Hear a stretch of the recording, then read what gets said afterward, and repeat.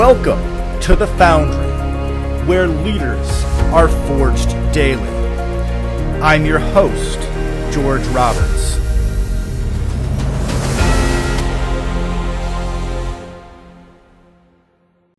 Welcome back, entrepreneurs. Today we have Omar Khan, founder of Boardwalk Wealth. Welcome, Omar. Thank you, George. And before we begin, I'd like to apologize. I've developed a little bit of a cough. So if you hear me coughing in semi-regularly, I apologize in advance. Oh, no worries. I'm a little sick today as well. So I guess this will be the chest cold edition of the Foundry. Yeah, there you go. All right. Well, let's just leap right into it. So you are the founder of Boardwalk Wealth. Tell us about how you got into the multifamily space and how you're able to scale up from whatever you might have been doing before.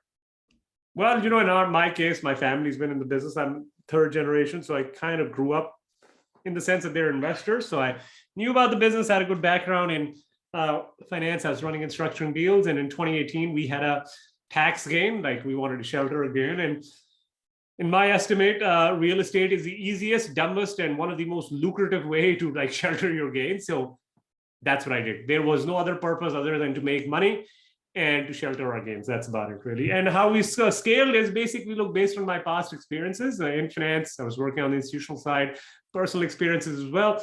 I just had a good personal and professional network. And after that, it's just it's like any other business, right? It's any other line of life. You just put one foot after the other, and hopefully you come out on the other side looking nice. Yeah, well, I love it. And I think that's an awesome perspective because I see real estate in much the same way. I believe it was Marshall Fields said that real estate has created more millionaires than just about any other field of endeavor. And I think that's entirely true. If you want to become a billionaire, you've got to go found the next Amazon. But if if you're in real estate, there's no freaking way you're in the top 10 richest people in the world at all. But hey, I don't got to be in the top 10. As long as I'm in the top, 1 million, I'm okay. Yeah, I love it. That's a great goal. So definitely want to be in the top million richest would be fun. So let's talk about entrepreneurship. So what really lights your fire as an entrepreneur? What keeps you excited and moving forward? Well, the reason why I did this is, I'll be honest, it was just to make money. Sure. I was making decent money at my job. My wife's a physician. So as a household, we were making decent money. So now the issue was how to make more of it, right? And with less constraints, relatively. So we all have constraints, but with less constraints, because I like to have time freedom as well, to a reasonable degree, not always, picking and choosing when and where I work and who I work with. But the impetus for this was purely to make money, basically. Yeah, I got it. So I'm also hearing the theme of freedom in there. You have a lot more. The theme of freedom is secondary because I feel like if you don't, it's like Maslow's hierarchy of needs, right? If you don't take care of the base hierarchy and you immediately go to self-actualization, you'll probably starve to death before you get there. I love that. I feel like you should be giving advice to young college students. No, I don't think anybody should take my advice. Everybody should do what they feel is most appropriate for their life situation and what we all put emphasis on various things, right? Some of us put more emphasis on stability. Some of us are okay with the more quote unquote volatile, some volatility. So it's a personality issue, right? Absolutely. And let's talk about your business a little deeper. I understand that you use a lot of technology in your business. Give us some insights into how you're able to use technology to be a better investor. Well, the technology is it's more research databases and a lot of automation tools because the volume of work at which we're doing, I have an acquisitions person, analyst, and all of that. But even then, the volume of deals and the volume of data we have to analyze, we need to build in systems and processes and basically follow up on those systems and processes because it's not like just doing one thing, right? You do one thing, then you got to follow up because follow-up is most important. And maybe you got to follow up 3, 4, 5 times. So setting all of those things up through a CRM, through a project manager, say having access to databases like CoStar, Yardi, Real Capital Markets. All of these are tools that you add to your toolkit. But at the end of the day, technology is only as good as your interpretation, right? It's not a substitute. So it's a complement. So it's the thing about garbage in, garbage out. So you have to know when to use technology, how to use it. But at the end of the day, it's just one more tool to make you more efficient, basically. Awesome. And what about some of the markets that you're invested in? Tell us why you picked those markets. Well, I mean, in choosing to invest in Atlanta or Central Florida, you don't need to be a PhD like Mr. George Roberts III to pick Atlanta and Florida and Texas to invest in. These are markets with low cost of living, landlord-friendly laws, population moves, job moves, income growth. So don't have to be super intelligent to pick these, right? But within these markets, the real kind of rubber meets the road in which submarkets you pick. And for us, there we do a lot of demographic analysis, look and just pounding the pavement. Frankly, it's just one of those businesses where you just have to go meet people, have to see assets, you understand all the demographics, and from there on end, you hopefully make the right investment decisions. Awesome. And from there, maybe you can help us. Those of us maybe newer to the field or people just looking for some new inspiration. What are some of the books that have forged you as a leader and an entrepreneur? Look, there's lots of books. I mean, to name one or two would be, I don't know, I don't think would be right. I mean, lately, so I wouldn't say like one book that has forged me because I love reading. I mean, right now I haven't finished this, but I'm reading this book. This is the one right on my desk. It's about Chick-fil-A, right? I wouldn't say this book is going to mold me, right? But it's a compliment. I feel like book reading is one of my biggest passions, right? So having basically taking little snippets from various areas is basically what I kind of am more inclined to do, as opposed to reading one book and just getting overly awed by it. Awesome. And if I remember correctly, did you come from finance before you went into real estate? Yeah. Yeah, awesome. Yes, That's an amazing, I think that's an amazing adjunct. It's really easy to get fooled in the investing world. And I think that having that sort of a background is really very, very valuable. Well, how about, I know you've been through many, many real estate transactions. Could you tell us the story of your favorite or best real estate acquisition? Well, the favorite right now would have to be Brighton Farms. We just acquired it in January 2021 in Atlanta MSA. And already if we exit the deal right now, which we're not going to do, it's only been 11 months, we're close to like 1.8xing investors' money. So for every buck you gave us in January, you can get like $1.70, $1.80 back, right? Obviously now we're not selling it like right now because there's a lot more juice left to it. But that seems to be the one where we caught lightning in a bottle. And so far, don't want to curse ourselves.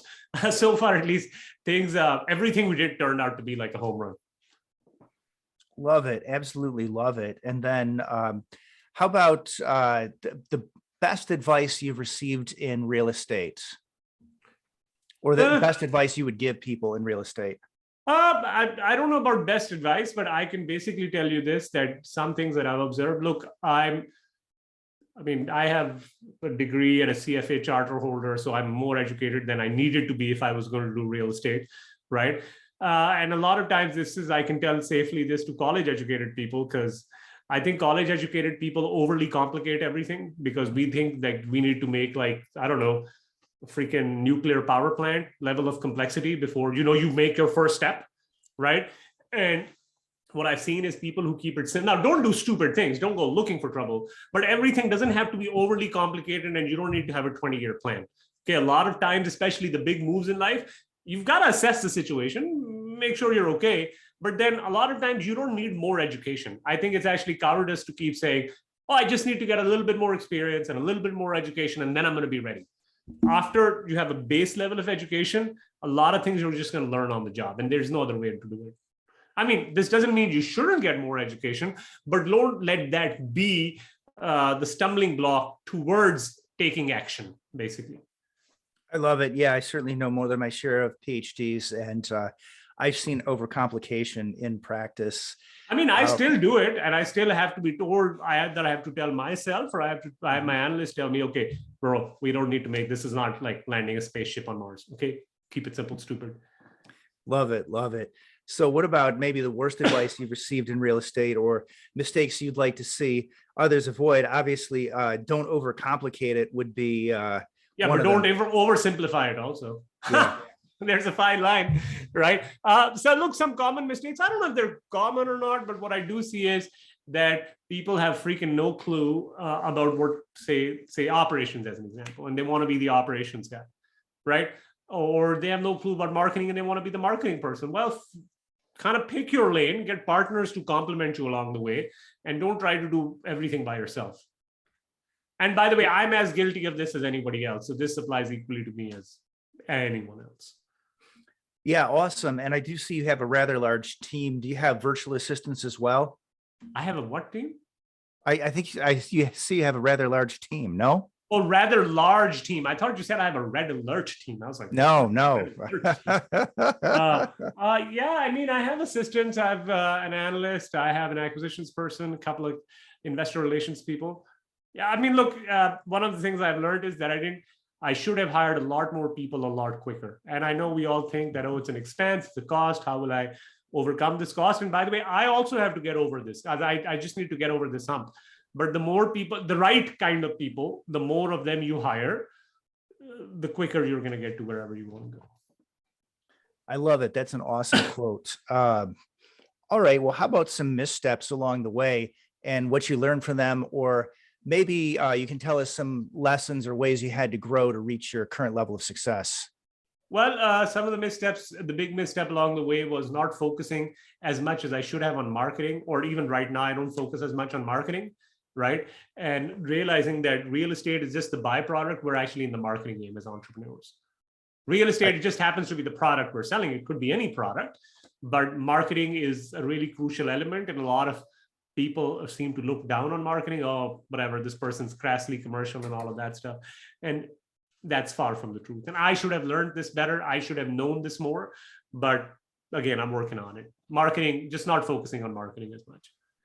Yeah, I love it. That's a key lesson. And obviously, there's a lot of investor relations. Does your background in finance come in handy there? Well, it doesn't hurt. I mean, doesn't hurt. I love it. I don't give people dumb answers. I don't give people wishy-washy dumb answers. I try to give them a clean, easy to understand and logical answer that makes sense, as opposed to oh yeah, we'll do this and we'll do that kind of wishy-washy answer. Awesome. And then I'd have to say one of the things I'd be most interested in is to hear, like, what is the next big step for your enterprise? What are you trying to do to get to that next level? See, that's a good question. We have another acquisitions person now.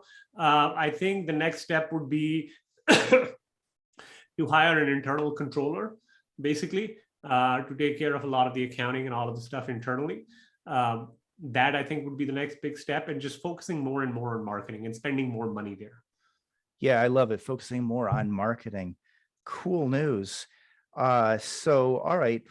Well, how about we talked about your markets and some of your acquisitions, and is there any further advice you'd like to give people in the business, or anything you'd like to do in terms of like mentoring our audience, maybe advice to your younger self? Well, the advice or the wish I had to my younger self was, I wish I was born in a richer family. That would have really helped a lot.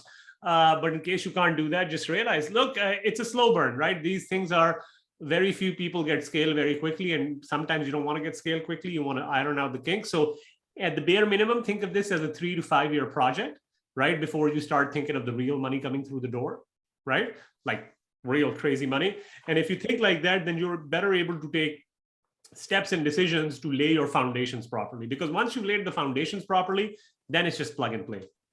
So take the time, think it out. Don't think it's going to be a 1 year get rich quick scheme. I love it. That's awesome.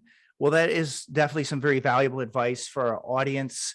I think we'll just wrap it up here, unless you had any questions for me or anything you'd like to add, maybe something you might be promoting, or just you can send us out with how do we get in touch with Omar Khan online?